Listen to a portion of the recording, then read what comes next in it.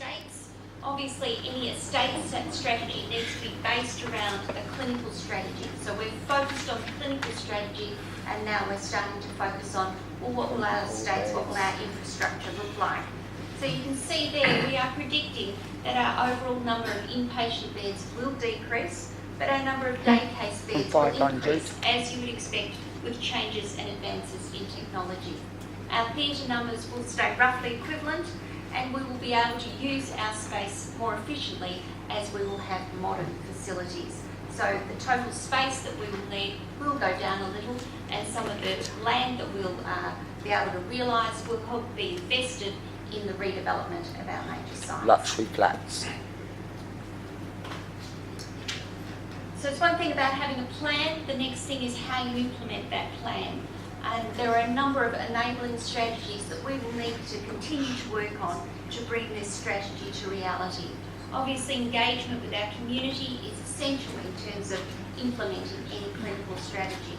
We need to continue to work with our university partner to further develop our research and education strategies.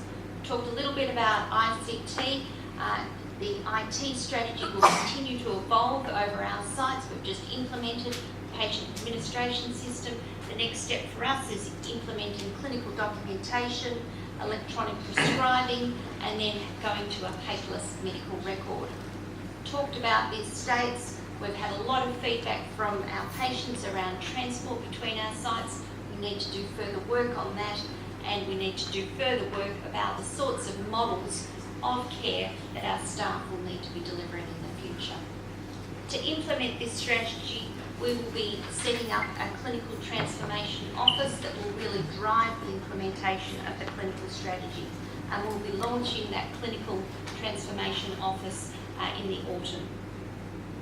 In terms of the site developments and the next steps with that, we have an outline business case that will be considered today by the board. Once the board has considered that, it will then go on to the Trust Development Authority and our commissioners, and from there forward to the Treasury. In terms of timeframes for any redevelopments, we would hope that the outline business case would be approved towards the end of this financial year. We then need to do a final business case, which will take about another year from there. And from there, assuming those approvals, construction could begin in the 16-17 year and end towards 2020. So that brings to an end the presentation on the clinical strategy. It is here for the board's consideration, discussion and approval. Thank you very much. Disgraceful, shameful.